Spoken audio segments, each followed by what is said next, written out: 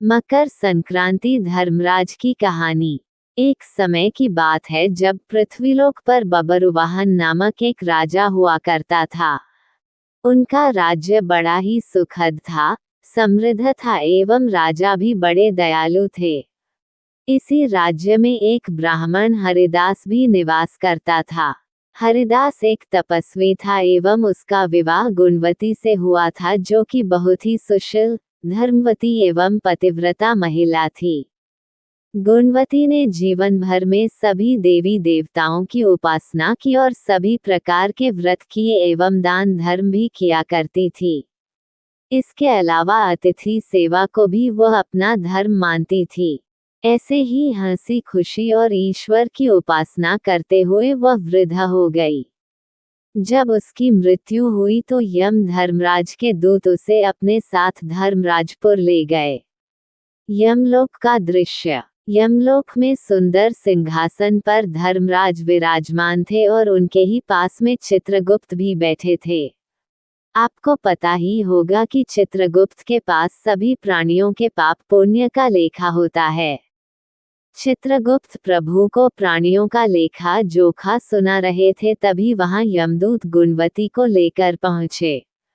गुणवती उन्हें देखकर थोड़ी भयभीत हुई और मुंह नीचे कर खड़ी हो गई। चित्रगुप्त ने गुणवती का ब्यौरा निकाला और धर्मराज को बताया।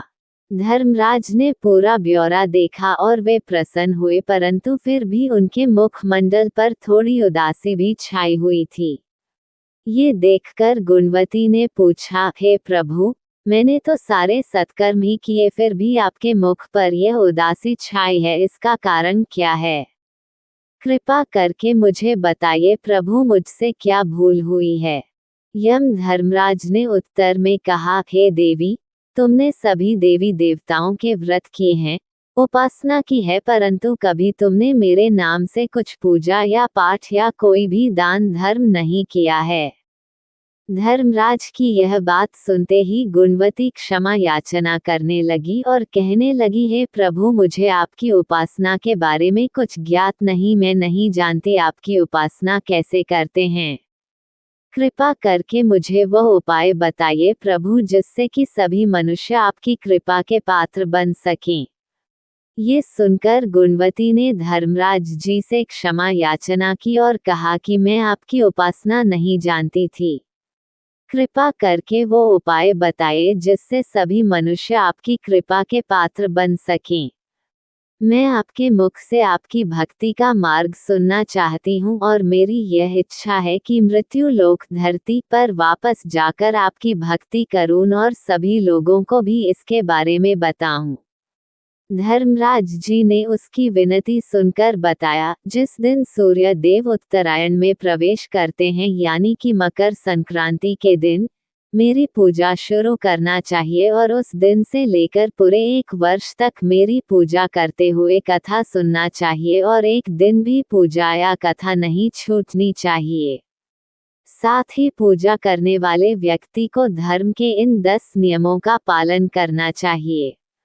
धीरज रखना एवं संतुष्ट रहना, अपने मन को वश में रखना और सभी को क्षमा करना, चोरी या अन्य दुष्कर्म नहीं करना, मानसिक एवं शारीरिक शुद्धि यानी पर पुरुष एवं पर स्त्री से बचाकर रहना, अपनी इंद्रियों को वश में रखना, बुरे विचारों को अपने मन में न लाना यानी कि बुद्धि को पवित्र रखना, पूजा पाठ एवं दान पुण्य इत्यादि करना, व्रत करना एवं व्रत की कहानी सुनना, सच बोलना एवं सभी से अच्छा व सच्चा व्यवहार करना, क्रोध न करना।